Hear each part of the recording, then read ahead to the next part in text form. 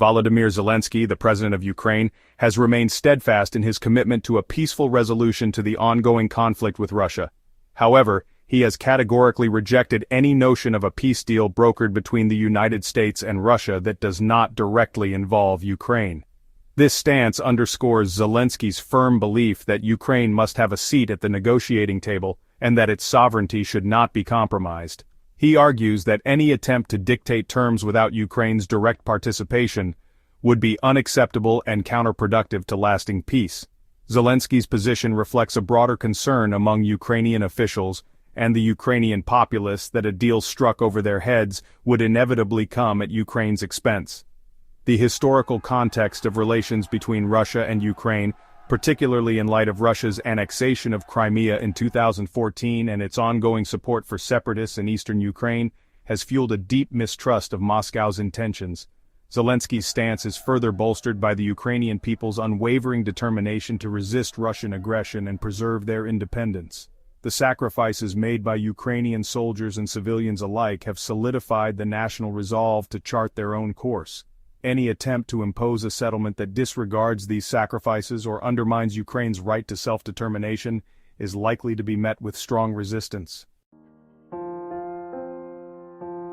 President Zelenskyy has publicly acknowledged former U.S. President Donald Trump's potential influence over Russian President Vladimir Putin. He has suggested that Trump, due to his unconventional approach and Putin's perceived fear of him, might be able to exert pressure on Putin to engage in meaningful peace negotiations.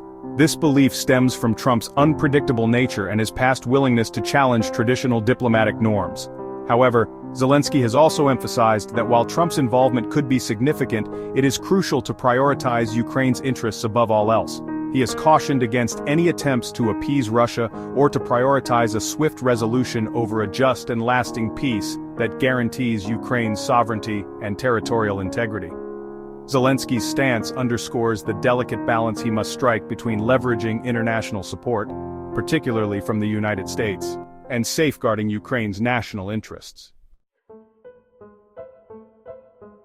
Zelenskyy has consistently stressed the importance of approaching any dialogue with Putin with extreme caution and a healthy dose of skepticism. He has repeatedly labeled Putin a killer and a terrorist, highlighting the brutality of the Russian invasion and the Kremlin's disregard for human life.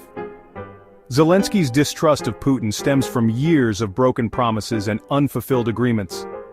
Zelenskyy has repeatedly stated that while he is open to dialogue, any agreement reached with Putin must be subject to rigorous verification mechanisms. He has learned from past experience that Putin's words cannot be taken at face value, and that concrete actions are the only true measure of Russia's commitment to peace. Zelenskyy has repeatedly warned that Russia's aggression in Ukraine poses a threat not only to his country, but to the security of Europe as a whole. He argues that if Russia is not stopped in Ukraine, it will be emboldened to target other neighboring countries, particularly those that were once part of the Soviet Union. Zelenskyy has pointed to Russia's rhetoric and military posturing towards countries like Poland and Lithuania as evidence of its expansionist ambitions. In this context, Zelenskyy has emphasized the importance of NATO as a bulwark against Russian aggression.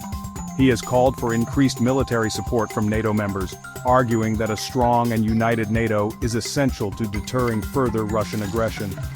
Zelenskyy has also expressed his desire for Ukraine to join NATO, believing that membership in the alliance would provide his country with the security guarantees it needs to deter future Russian aggression.